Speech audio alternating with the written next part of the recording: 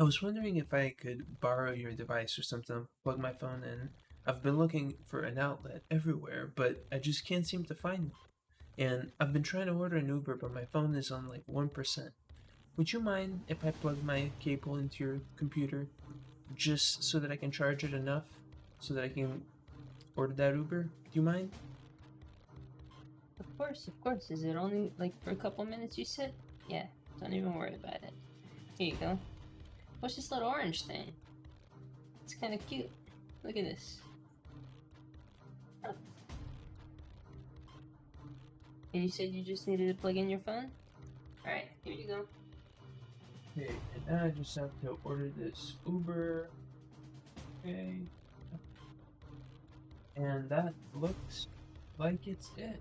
Okay, thank you so much. I've ordered Uber. I hope that you have a great day. Thank you so much for letting me charge my phone. Again, have a great day, man. Oh, really? Oh, that was quick. Can't believe you. Oh, that's. Don't even worry about it.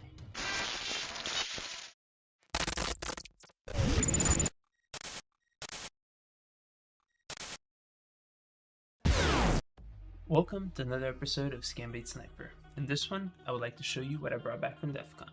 First of all, this was the badge from this year. This is what it looks like when it's solved. And this is the OMG cable Elite.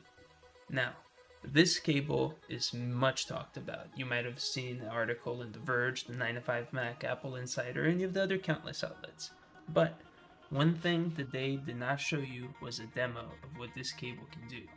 And that's what I'm going to show you today. You might be familiar with the humble beginnings of Hak5, which is the USB rubber ducky.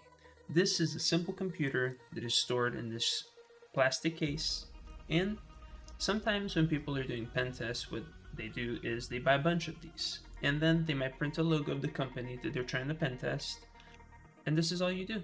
You slap the little metal part on, and now it just looks like a regular USB. But if you plug this in, it'll execute almost any payload that you want. OMG, earlier this year, they came out with OMG plug. You might have seen a video that I made about this.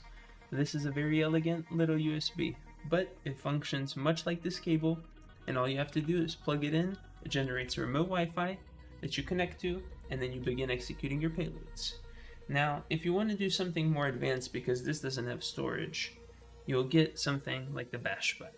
Now this thick boy comes with storage built in, and it comes with multiple payloads, like a whole bunch of things that if you really want to get into some stuff, you should check out their website because they have some really great tools. Now, without further ado, these are the OMG cables. You might have seen some variations, but these cables look like almost anything that you would plug your phone into or plug your keyboard into. There's even bidirectional USB Type-C ones. So I don't really see a purpose for that because I don't have a MacBook.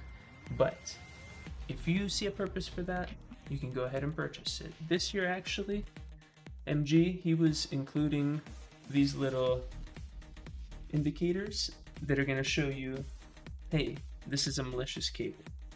Now, if you checked out the previous video, again, sorry to plug it, there is a detector. Now this right here will tell you if the cable is malicious. What you can do is quickly plug it in like this, and if you plug in this side of it, which I guess you should normally plug in, you'll see that it's very red. This will tell you, hey, this cable, this is the one that you're looking for, all right? This is how you know that it's gonna do bad things if you plug this into your computer. And you don't want that because you might have a pile of cables lying around and all of a sudden you can't remember which one it is. Well, the detector, this is how you'll tell. To begin our OMG cable hacking journey, we need an OMG programmer. Now, if you have a USB Type-A cable, this programmer is enough. But if you have the USB Type-C cables, you're gonna want one of these guys, especially if it's bidirectional, because these cables are not malicious out of the box.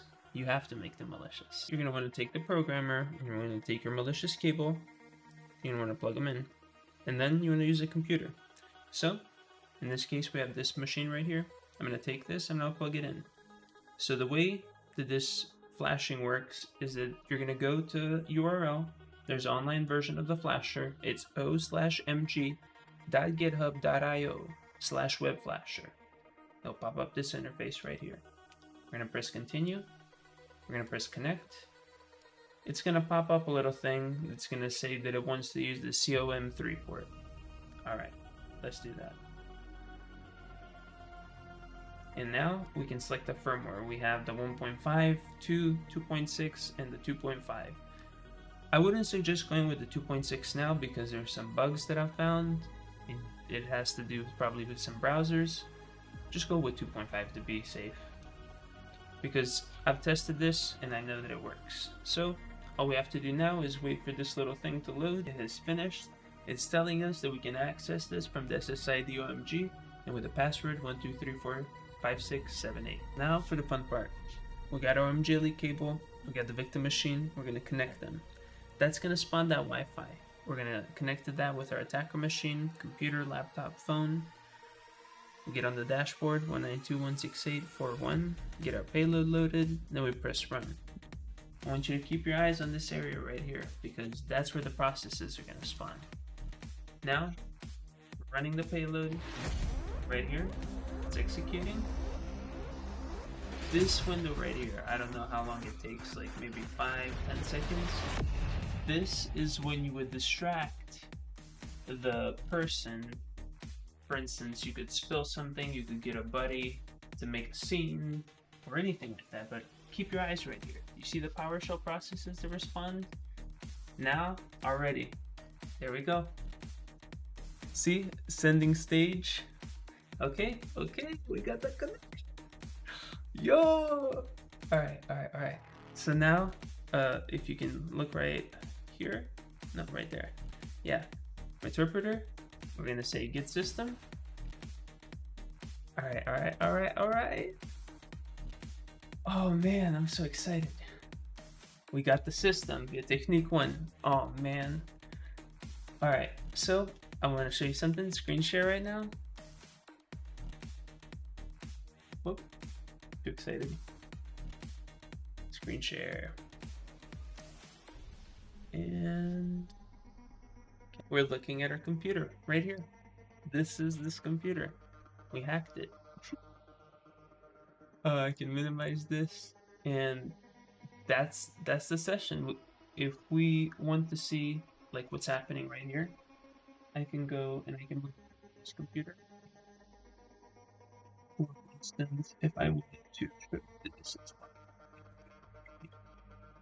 This, you can see that that's changed. It's a little slow, of course, but it's live. What we want to do is maybe load some Kiwi. What do you think about that? And then with Kiwi, we can just maybe grab whatever passwords from the Wi-Fi list. So let's see that.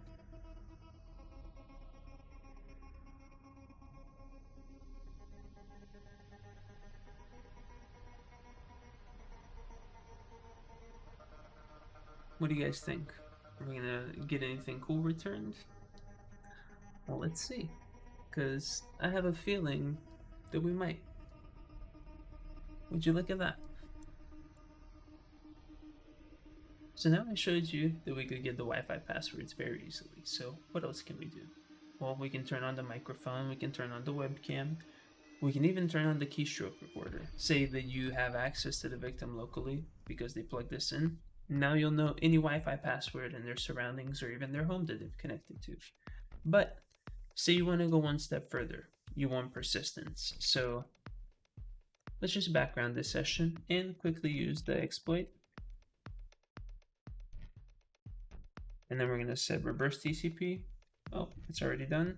We're going to set the session to stay. So for instance, if this program, which is what is allowing us to have this remote connection, gets closed, this persistence service will allow us to stay on the computer no matter what. So we're going to do the exploit. We're going to run it. We're running it. And drum roll, please. I can see a service was created. Persistent service has been added. Okay, the last thing that we should probably do is migrate. Okay, so what we want to do is clear this and then go into sessions. With this command, which is the migrate service, this is going to help us move from the initial stager to something that is more obscure, that won't really give us away. So we're going to run that command, and now we're probably going to see this guy disappear right here. Keep your eyes out for like something red. All right, notepad spawned. Let's see what happens to the previous one. Migrating. All right, it just killed it, and now we have a notepad running. I think honestly, notepad is very hackerish, so we should probably move into like SV service or something like that. That's personal preference, but I'll just show you how to do that real quick. System right here. So we're gonna go to 10 basically. So we're gonna go migrate. We're gonna say this.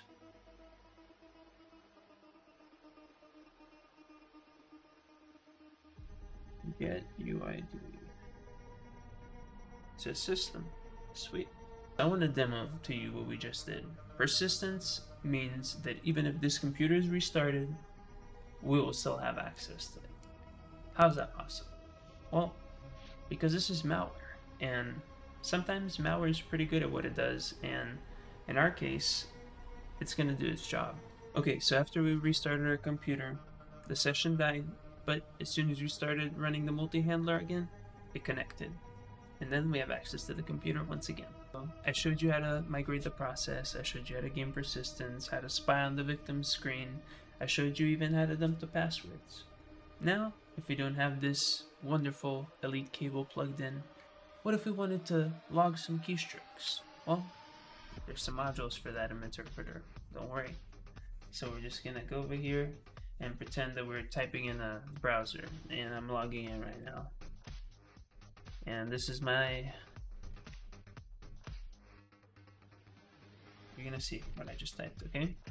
Unless you have eagle eyes and you can read whatever's there.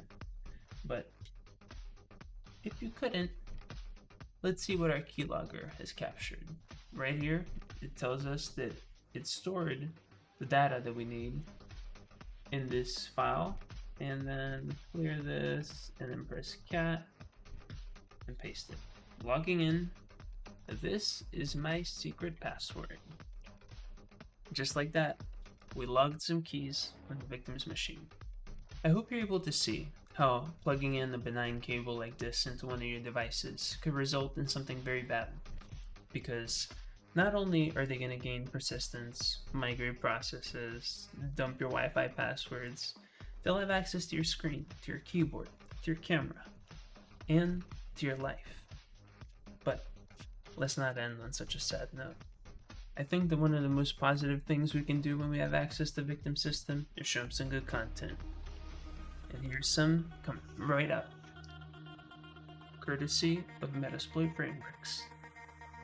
This is the angriest scammer I've talked to. He should have a meltdown. Look at him. He looks so angry. You can check that out by visiting my YouTube channel. Make sure you guys subscribe for more.